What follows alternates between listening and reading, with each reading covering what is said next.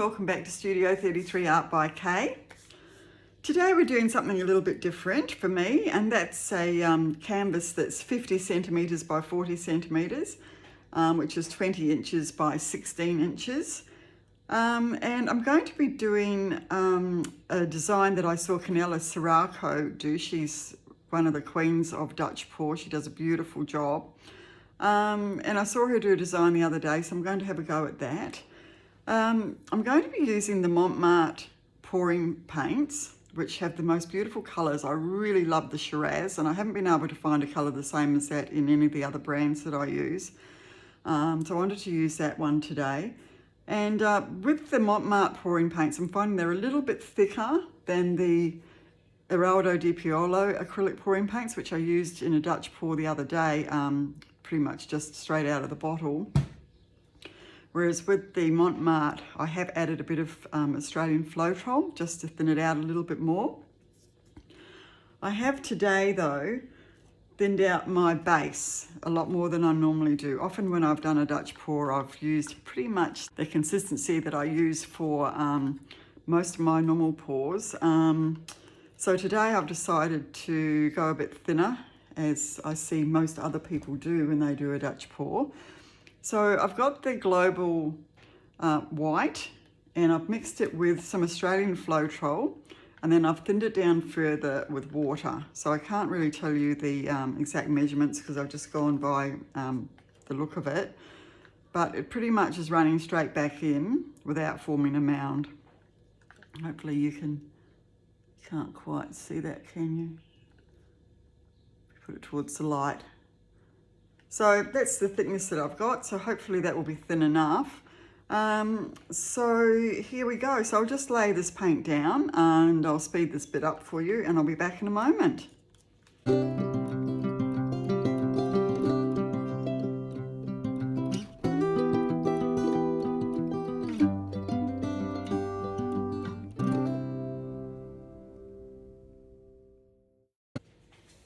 I've laid down quite a bit of paint there, so I'm just going to hit it with the heat embossing tool just to burst those bubbles.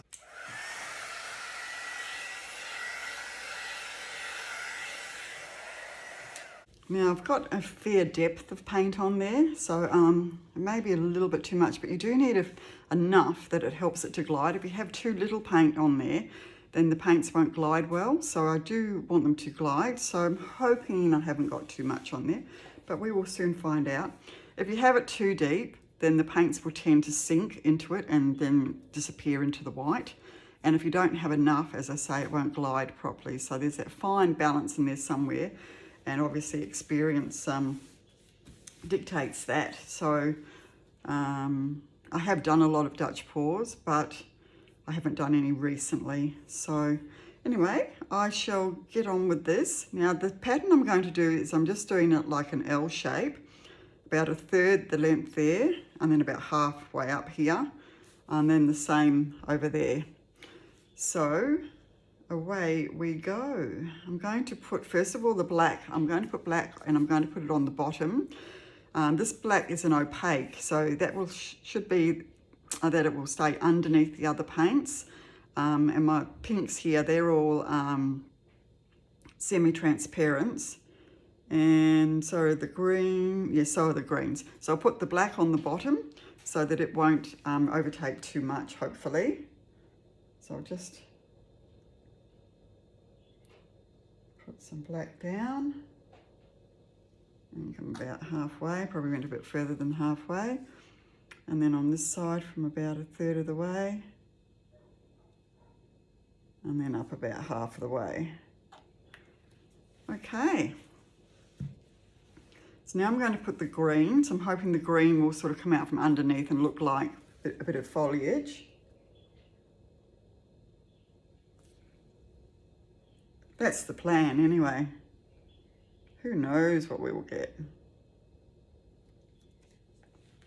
And, oh sorry, I haven't been telling you. So that was black before, and then this is the, so these are all Mont pouring acrylic paints, and this is the mid green that I've just put on. And this next one is the dark green. I was so busy concentrating on what I was doing, I was forgetting to tell you. Gets a bit nerve-wracking here when you're trying to do a video and you're trying to concentrate on your paints as well. It's harder than it looks. This one's Shiraz. Now I love the Shiraz. I haven't been able to find this colour, bright pink, in any of the other brands yet. I'm sure there are some that do have it, but I particularly love that colour when I'm looking for a hot pink. And this is the Magenta.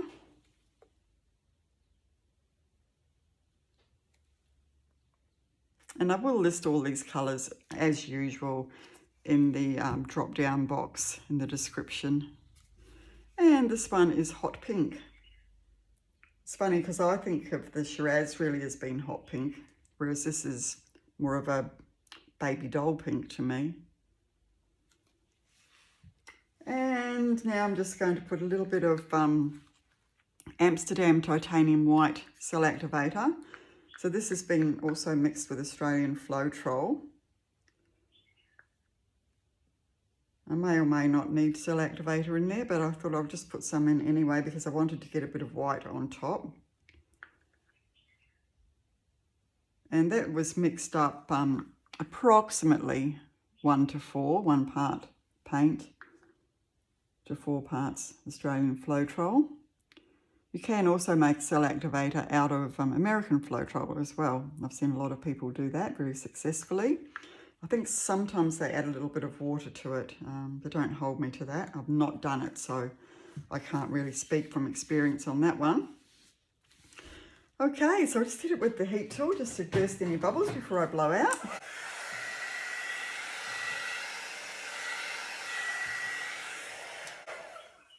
Now, I've got my hairdryer, which is quite a heavy one actually, and it's got quite a wide mouth on it. I have just ordered a different one with a narrower mouth. It hasn't come yet, but I'm going to use this one. So to start with, I think I'll go out this way, and then down and down, and then up, up, up, and then similarly over there. So wish me luck, everyone. Here we go.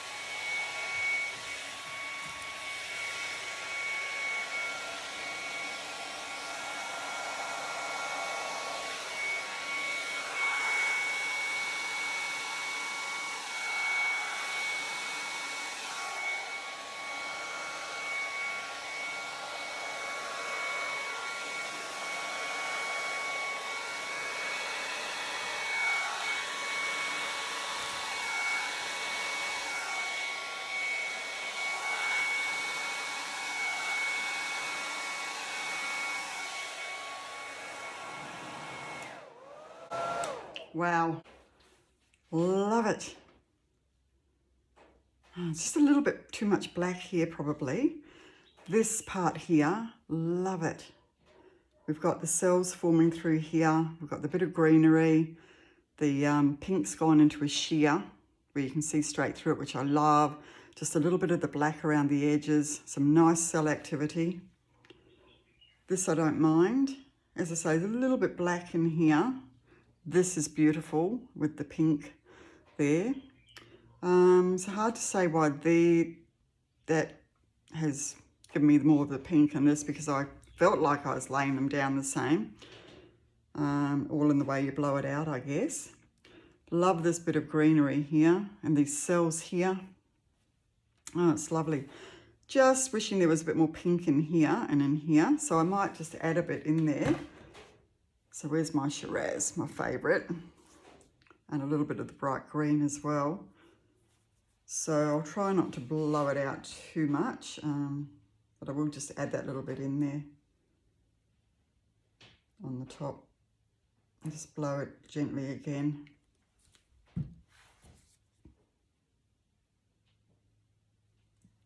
With a little bit of the cell activator on there. And because these are transparent or semi-transparent, the black should still show through a little bit. So I'll just hit that again.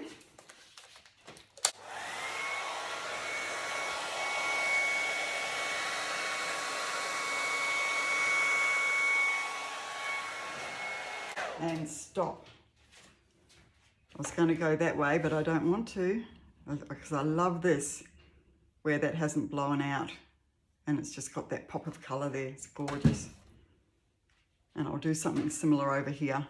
So you can see, if you don't get exactly the composition you want when you first blow out, you can, you know, continue to do things, as long as you don't overwork it too much, because then you'll end up with a bit of a muddy mess. I'm loving these colours. I'm really excited about this. I wasn't going to put this video up until tomorrow, but I can see me going racing in and wanting to edit this straight away for you. I do get excited like that. Okay. Oh, look at all these cells. Woohoo! And I love the sheerness here. Oh, anyway, I've got to stop talking about it and get on with it. Won't be a sec.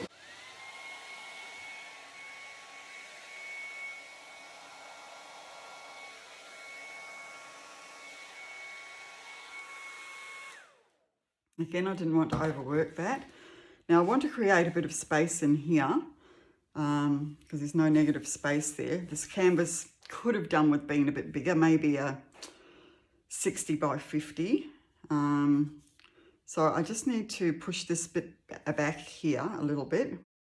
And I'm just now going to be using a tissue to remove that piece. I've seen Molly from Molly's Artistry do this before, and does a wonderful job of removing anything that you don't like off the canvas. So this is what I'm about to do.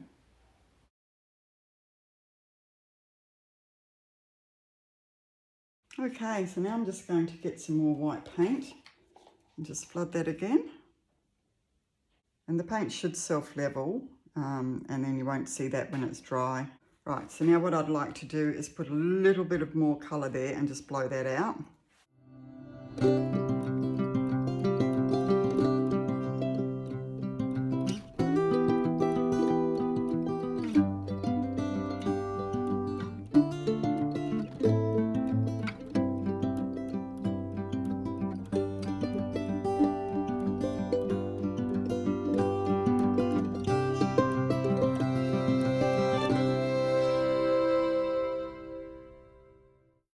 Didn't want to go too close to there. And I love that, how the green has put a complete edge around there.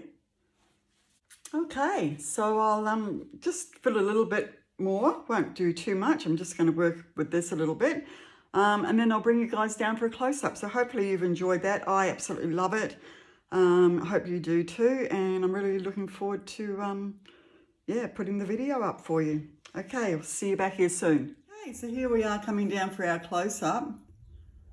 So I'm really, really thrilled with this piece. I've got some beautiful lacing, beautiful cells, as you can see here. Look at that. Lovely. And that lovely sheer part just there, where I've used the semi-transparent. Here, that beautiful lacing. Hopefully I'm not going too fast. And here we've got this dark, moody piece with the black coming through, but you've still got that beautiful bright green and the lacing there with the different pinks that I used. I'm coming over to this guy over here. Again, it's just lovely. And some lovely cells happening in the corner there. And then over here, I think this is my favourite piece, I think, just here. Lovely cells, beautiful sheerness, and it's super duper. The black did cause a little bit of muddying, but that was kind of the look that I was going for, that black with the bright pink and the green.